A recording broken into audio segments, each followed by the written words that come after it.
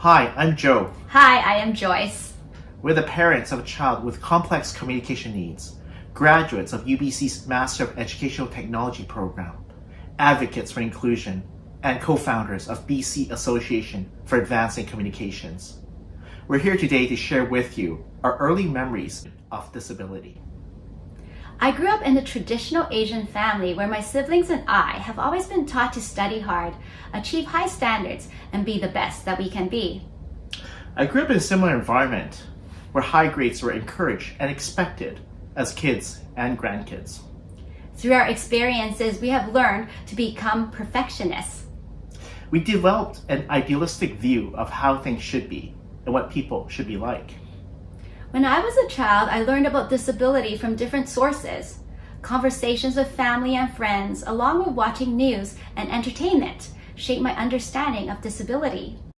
In our society, disability stereotypes are taught from an early age, and as a result, people grow up thinking that disability is a bad thing.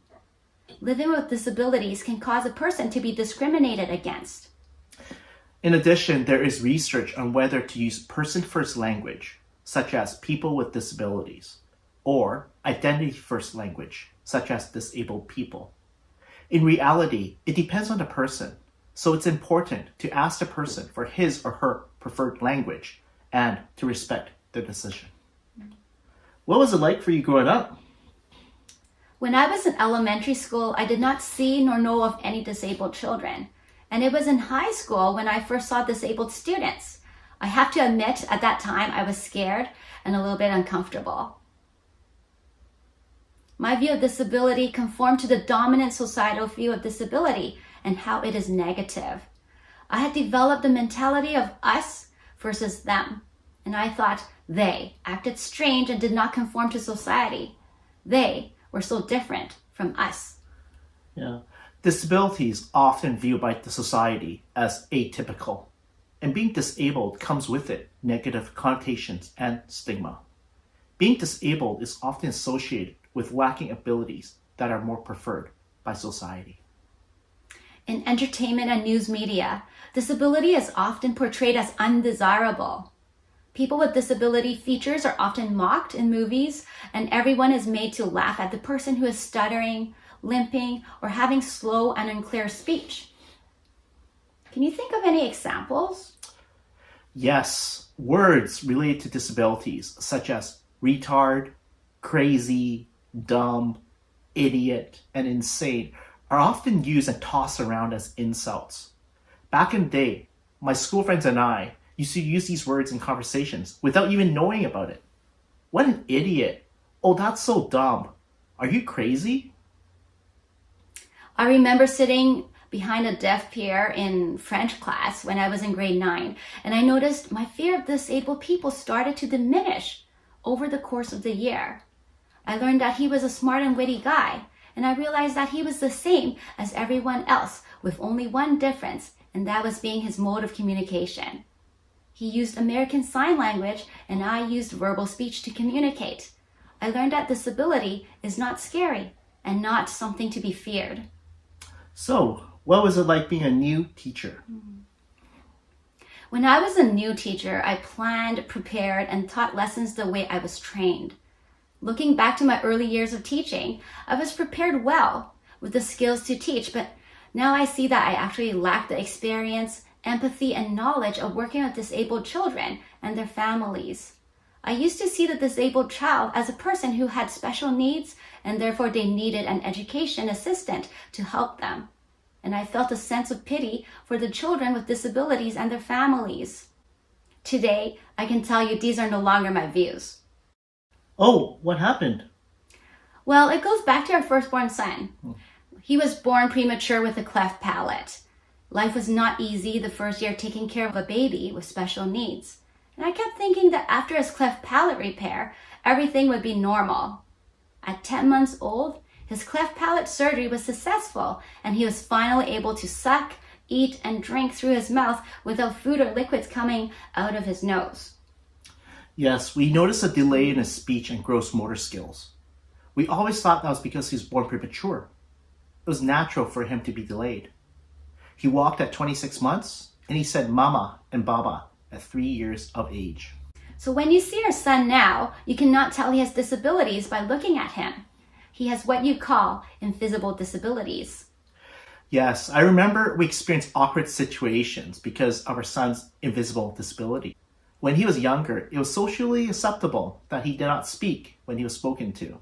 However, as he grew older, people had more expectations of him.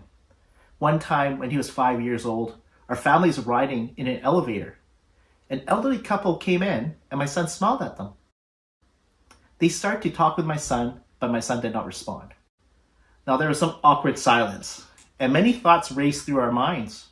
We did not want to share about our son's diagnosis, nor explain to strangers that he cannot talk and potentially hurt his feelings. In the end, we provided an excuse and explained he uses sign language to communicate, to break the awkwardness. Yes, acting in accordance to stereotypes sometimes makes life easier. Can you think of any other examples? Yes, I recall another incident that took place in a parking lot. We parked in an accessible parking spot with the accessible parking permit. A man yelled, "I don't see you crippled. Don't park in that spot." I still remember opening our van door to show him our son and to explain to him his disability. The man was embarrassed and apologized. He may have had good intentions, trying to stop people from using that accessible parking spot, but his words were still very hurtful. Yes, many people are familiar with visible disabilities, but invisible disabilities affect life just as much as visible disabilities.